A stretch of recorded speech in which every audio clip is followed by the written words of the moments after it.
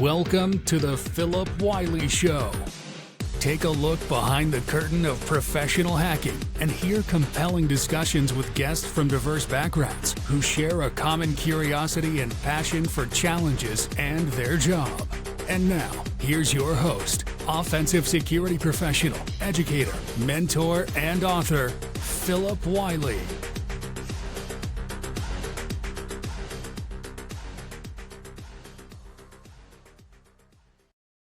Hello and welcome to another episode of the Phillip Wylie Show. I'm excited to have Eva Benn joining today. We've been connected through LinkedIn for a while, and I've just really been amazed of all of her accomplishments and awards and thought she'd make a really good guest on my show.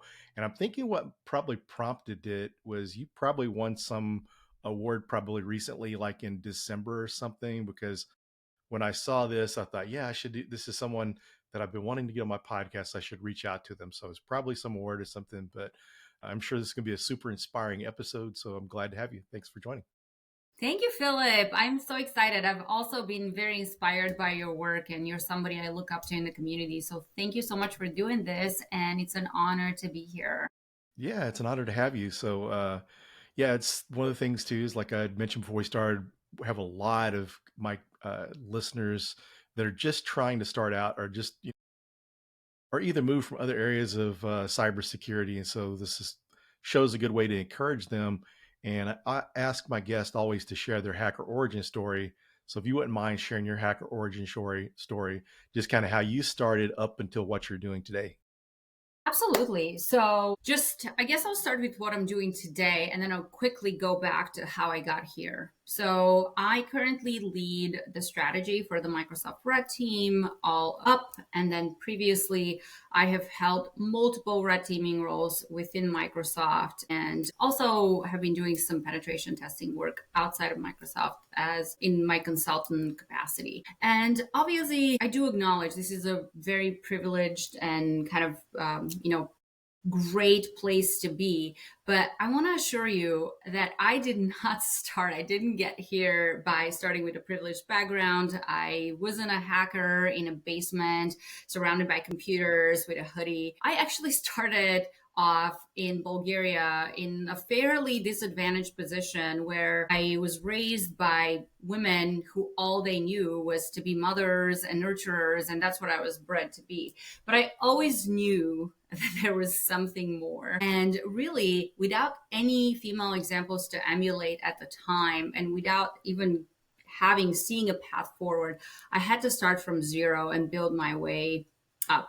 So I started off with just signing up for a business school with a marketing degree because I was not even considering career in tech. And so I got fortunate to be accepted at the University of Washington. That's where I started my marketing kind of degree. And then I stumbled upon this event that introduced me to kind of cybersecurity, the opportunities to make meaningful impact through this field. And I also learned how misrepresented women population is in this field. And it sounded very intimidating and very scary, but I decided to pursue that career path and really change everything I've ever known about myself and about what is possible for me. So I carved my way forward through working myself through college, shifting my degree, and pursuing a role in this field. It wasn't easy. There was a lot of sacrifices that I made, but I did get lucky. I got hired in a Big Four consulting firm in a cybersecurity field where I was able to really accelerate my learning, build a lot of kind of experience very quickly. Because I was a high performer, I got really fortunate to be kind of trusted with some very impactful projects, including some penetration testing and kind of security assessment projects. And, over the years, I started seeing what's possible because by entering this field, a lot more opportunities became available, not merely by, opportunities of what I can take advantage of it, but also looking at other women who have accomplished what I couldn't imagine accomplishing. And that really helped me so from kind of the rural Bulgaria, from nowhere, without really barely knowing how to turn on a computer, here I am. And I hope that this is obviously the short version of my story, but the reason why I like sharing it, because I really would like for my story to serve as a reminder that no matter where you start, you absolutely have the opportunity to do what you need to do, as long as you're determined, as long as you're consistent, and as long as you're willing to put in the work. Yeah, it's really that's a really cool story. And one of the things that I've seen experience myself a lot of times, just getting started, finding something and doing it because it seems a lot more difficult than what it is. And you went to the school and then you found out about those things. And so these are some of the steps people can take. If they go to a conference or they go to a college, maybe they can start in one degree program, but they find out about other things. And one of the things that I share a lot too is whenever I was getting started out, I got started out as a CAD drafter. I went to a trade school, a 1-year trade school. Wasn't a college, it was a trade school. And this was in 93 to 94. And only time I'd ever touched a computer was to play video games. Some of the early computer video games, didn't know how to use a computer. I was the worst in my class. Mm-hmm. And by the time I got in the workforce, I was better with the computers than people that have been doing CAD drafting for years. And I kind of found out the computer's my niche. So Mm-hmm. it's really, people just have to get exposed to these technologies and different types of trades and skills before they even realize they can do it well. We never know what we can do. Absolutely. And I think that sometimes I like to remind people that really the most unexpected things that we may have experience with might actually be give you a competitive advantage in the security field. I think my marketing background and kind of like I've always been an artist has really helped me create that brand for myself, that I'm able to bridge a lot of very technical, complex security problems that I understand. And I'm able to really break them down in a very simple way that, people that are not technical can understand them. And I think that this combination of skill has come by my unique experience. And that is why, right, this is just one example. No matter what you do today, no matter what you do. Like, for instance, I've talked to people who are in the restaurant industry or who are, working kind of things that have nothing to do with technology. That also gives you ability. It gives you ability to deal with people. It gives you the ability to become under pressure, right? No matter what you do today, there is a path for you. There is a place where you can utilize that expertise in the cybersecurity field. Yeah, and I think people underrate their experience. Say if they were working, they're working with their college, or you working, in a coffee shop, working in a restaurant, and they kind of don't realize the value of being able to communicate with other people, dealing with other people, having those people skills can be very important. And then you really, Absolutely. And I'm actually going to kind of add on a little bit. I know it can be scary. It can really be intimidating. And you have to kind of get used to this. Even when you are an accomplished professional in the security field, there is always going to be someone who appears smarter than you, who knows more than you in a particular area. And we have to embrace that with a learning and growth mindset versus that mindset of like, oh my gosh, I don't have what it takes. A real story: when I decided to change my kind of education and career path about a decade ago, I remember sitting on this bench at the UW. Oh my gosh, so vividly. And I just remember being so scared. And I was thinking, wow, this is such a big challenge I'm setting myself up to. I don't know if I have what it takes. But you know what? I decided to just do it scared anyways. And I remember thinking, this is either going to be the best thing or the worst thing in my life. And it ended up being the best thing. So I really hope that this is just a good reminder. Sometimes just have to go. We learn how to swim at the deep end of the pool. yeah, that's good advice, because sometimes things seem almost impossible. And then sometimes things are, really difficult, but then you get into it, and then just the experience you gain from it and the outcomes can be really good. Yeah, and you mentioned gaming. I have, and this probably is going to be, a lot of the listeners will probably like this, because even though I'm not a gamer myself, I think a lot of the really exceptionally skilled people who work in this field come from gaming background. And it really kind of like helps trains your brain to think strategically about solving problems creatively. And it also gets you very comfortable with technology. So I'm one of these parents. I have two kids and I really encourage them into gaming. There is this common thing where, you have to keep them away from the screens. Gaming is really like waste of time. I really don't think so. I really encourage people to get into gaming. I really encourage get your kids familiar with this technology, because just like what you said, you also kind of, that was part of your background as well. And I know a lot of really exceptionally smart people that have gone through that path. So just So, thumbs up on gaming. so along that same lines, being an offensive security professional yourself, being a hands-on hacker, and we're mentioning gaming, how do you think CTFs are for developing those skills that are needed to be an offensive security professional? I mean, I think that being involved and getting as much hands on experience is super important, especially if you want to get into this field and you don't have a lot of experience. Demonstrating success through CTF experiences and getting that exposure not only exposes you to learning and to meeting other people in this field, but also helps you demonstrate and build your credibility. If you are someone who wants to build your skills, especially early on in a career, I think like later on in your career, when you have some experience, they become more of a fun thing. I like CTFs, but I don't necessarily need to put them on my resume. When you are early on in your career, I highly encourage people seek out CTFs, seek out connecting with other people who are on this journey. Don't just look to connect with people who are more experienced than you and slide into their DMs, ask for mentorship. Honestly, there is so much value of connecting with people who are also just getting started.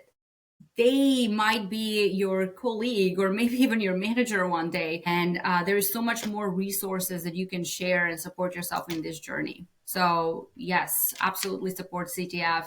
And in that regard, also building those relationships with peers who have similar goals and aspirations. Yeah, I like that advice because I have an experience from that. Because back when I got my first pen testing job back in 2020, when I was going through the OSCP, I found three other people on a message board back then on these forums. It was a certification website or certification forums. And we started a virtual study group. And it was a good experience because we were all, out of us at the time, I was the only one working as a pen tester. Now, all four of us have worked in pen testing. One is a really good bug hunter out of India. And just as you mentioned, finding people at your level, and I think something else too, advice is to someone that's coming up that maybe not have as much experience, to you be open to learning, because I used to teach at Mm-hmm. Dallas College and I would pick up a lot of good tips from my students. And this is for anyone that's been experienced in there. Don't downplay or ignore someone because they're new, because one of the things new people are doing when they're coming up is, you may have started this out 5 or 10 years ago. There's a lot of new things that you may have missed that you can learn from them. Yeah, and that's why I always advocate for embracing learn it all versus know it all mentality. We all have, like, over the course of our careers, we've all learned a lot, right? We have to acknowledge the fact that each one of us only knows like this much, right? There's the field of cybersecurity is so vast, and you can take the path of going super deep in one domain and still, there's the whole ocean that you're still kind of a novice at. So having these relationships and even learning, I'm very open to learning from my mentees that I actually help, because they bring different perspective. They tend to have different energy into how they approach problems. So I think that that's really important also, to create these relationships with people who are considered less experienced because they're not necessarily less skilled. So what is your advice for someone that's wanting to get into offensive security, or any area, pen testing, red teaming? So how would you recommend, what we recommend education wise for someone wanting to learn this skill? Yeah, I get this question a lot. And so I think that I always give this, and I don't know if this aligns with the conventional approach, but I always encourage people before they get into pen testing and ethical hacking to first really kind of try to understand the cybersecurity landscape as a whole and really understand, get like a baseline knowledge of the different cybersecurity domains. What do they do? How kind of like just basic security life cycle, where do we come in and whatnot? Because penetration testing and ethical hacking or red teaming in general tends to be sexy and for whatever reason draws a lot of people in. However, I think that for you to be a successful penetration tester or ethical hacker, you really need to have an understanding of the whole ecosystem so you can actually create impact. Unlike black hat hackers, like just put them that way, like the bad guys, they don't necessarily need this, right? They're just out to achieve some objective. It doesn't matter. They can run a script that ChatGPT created and get whatever they need to do, and they can achieve their objectives. But as a penetration tester or ethical hacker role, you are a security professional, right? You are not just a hacker. You're not here to just get away from here. I apologize for this. I didn't mention I have kids. No problem. But yeah, so I think that this is just important. Get the lay of the land, get an understanding of like, what is the vulnerability management? What is risk management? What are some of the other wings of cybersecurity? What is the objective of a penetration tester? Well, the objective of a penetration tester is for us to help us give an attacker perspective, if you will, for how effectively our security controls are working. But for you to actually be able to effectively do that, you also need to understand the kind of like the builder side of the things, not just the breaker side of the things, if that makes sense. And that would also give you clarity if this is really what you want to do. Perhaps maybe there is another area within cybersecurity that might be a more exciting fit. Yeah, that's good advice, because for anyone getting started, there's so many exciting jobs out there. I mean, threat hunting, incident response, there's so many cool roles out there. And you really, if you don't explore those, you really don't know you won't be able, it's hard to find your true passion. Agreed. Because there is an element of like alluring kind of, sexiness around pen testers because it's just well known. But just like what you said, there are so many exciting areas within cybersecurity that are, less popular that might be a really good fit for somebody to get started. So what are some tips you can give someone, because you're a hiring manager, so you've been on both sides and doing the hands-on work, and you still do that. But as far as being a hiring manager, what are some tips you can share with people that would be helpful in landing a job?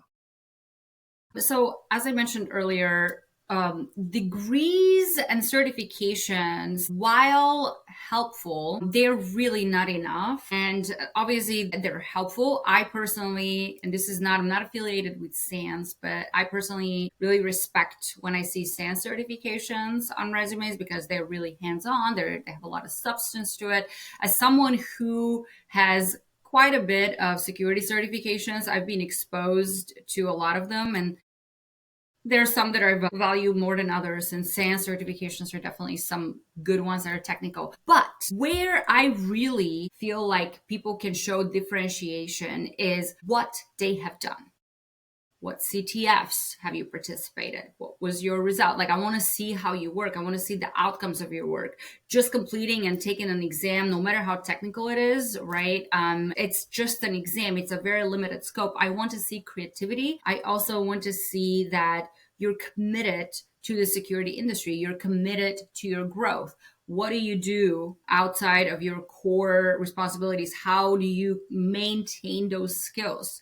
Are you part of, any organizations? Are you, do you have subscriptions to any platform where you're constantly, like building up your skills? I think that it's just a matter of demonstrating results more so than demonstrating that you completed a point of time exam.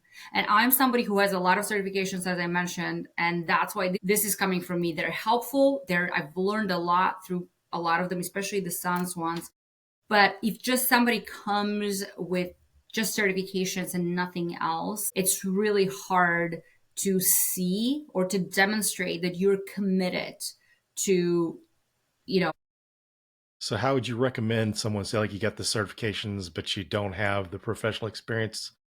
How could they demonstrate this or show through what they've been learning that Yeah, they have what it you takes? do like, okay, so participate in CTFs, right? Win some CTFs, like show yourself that you're capable, that you are more skilled than others. This is a very easy and tangible impact that you can demonstrate. Also, you can spin up some personal projects that, for to be hands-on hacker penetration testing, you need to demonstrate creativity and also technical skills.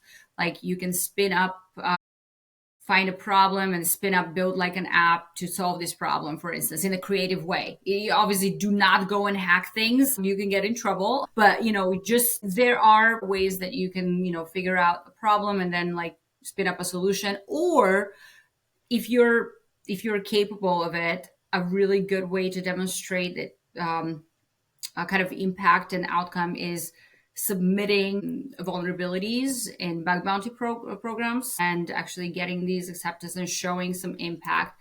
These are also other ways, but really the most important thing is to demonstrate impact versus trying to sell it. You need to have some way to know, to demonstrate that you're active and you are skilled and you can solve problems creatively. And one more thing, like be very careful with attaching your identity with particular tools and very like narrow kind of problem spaces, because this is a very dynamic domain space where we constantly deal with new technology, right? And obviously now we have a very transformational period that we're going through. So tools really, I mean, they're obviously, there are some staple tools in the industry that have stood the test of time and are very popular, but do not attach yourself to tools. Try to demonstrate that you're flexible enough to understand the underlying kind of penetration testing foundations, and then you can build on those with, any technology and so forth. It's okay for you to have like a specialization, right? You can focus on application security, you can focus on just infrastructure, you can focus on specific cloud providers. Like that's okay, but don't keep it too narrow because that might limit you. Yeah, that's some great advice. I like that. It would be a missed opportunity if I didn't ask you about personal branding, because coming from a marketing background, anyone that looks at your social media sees that you have a very powerful brand. So what are some of your recommendations for people trying to build a brand to help their professional efforts? Wow. Well, first of all, I definitely don't think so. I have super big imposter syndrome. I think that a couple things that I've had people reach out to me and just kind of tell me that, what I do, I guess I do it right. I really, what I suggest is it's really intimidating to be on social media. I mean, especially on LinkedIn, where we need to balance, being professional, but also being ourselves. And we need to kind of make sure that we add value, but without a way that could be, it's a very kind of like fine line, because it's not Twitter, it's not Instagram, right? We need to remain professional while still helping connect with people. So what I've done really is, when I create some sort of content, I'm not that active, by the way. I mean, I try to always find a tidbit of what I'm sharing to inspire people in some way, like to remind people that I am not here to brag about my accomplishments, which I've always felt very uncomfortable about. But I'm here to kind of remind people, hey, you know what?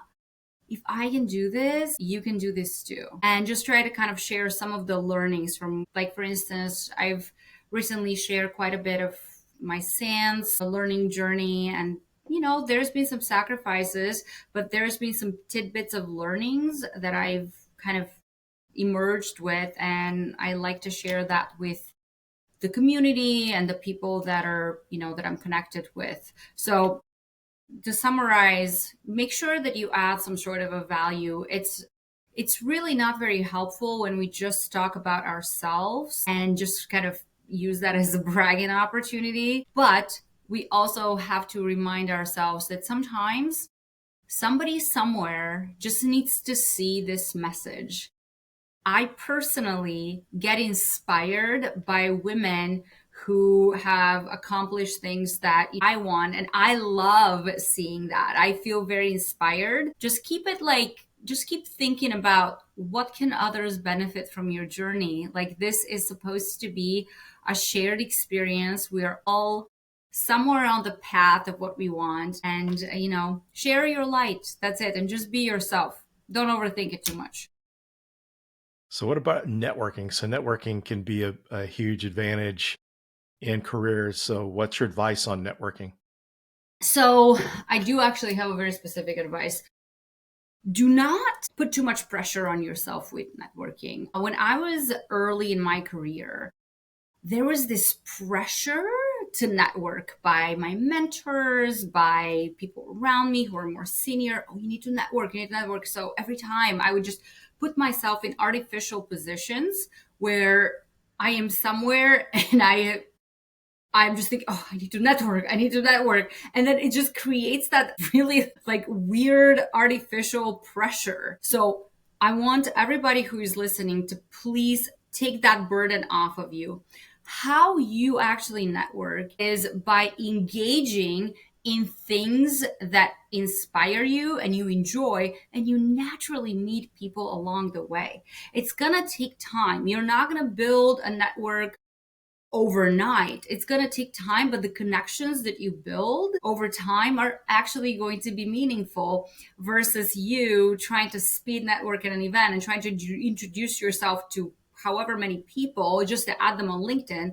But then these people don't even know who you are. And I get a lot of people who who kind of take that approach and then they immediately try to get something out of this relationship. This doesn't necessarily work well. Just be genuine, take it slow, try to be involved in the community in ways that inspire you, because that's going to bring out your most authentic self and that's going to enable you to build meaningful connections. Yeah, I like that. So really it's the more natural people are and organic it is, it makes for a lot better experience. And then I think also too is the authenticity. People see that it's more natural, then I think people are going to accept you better. I mean, it'll be a better experience. And it's also going to be over time, right? I think that we need to take networking. Like, I actually don't like the word networking. Let's keep it to like Yeah. networking infrastructure. It just creates that pressure like inside people. I need to build my network, especially when you're early in your career. Just connect to people in a genuine way. Be curious about what they're doing and don't try to put yourself in environments that your like just kind of tells you, okay, this is not for me, but I need to network because I'm told I need to make like 10 new connections. Just chill out. The more you chill, the easier it's going to be. Yeah, I think another thing too is that, it's a good example. Just looking at your LinkedIn profile, you've got a really strong network. And one of the things that's interesting is nowadays people are, everyone wants to be the influencer. They want to have a bunch of followers, but that doesn't always translate. I mean, someone like yourself, you've got a decent amount of followers, but you have a really strong network.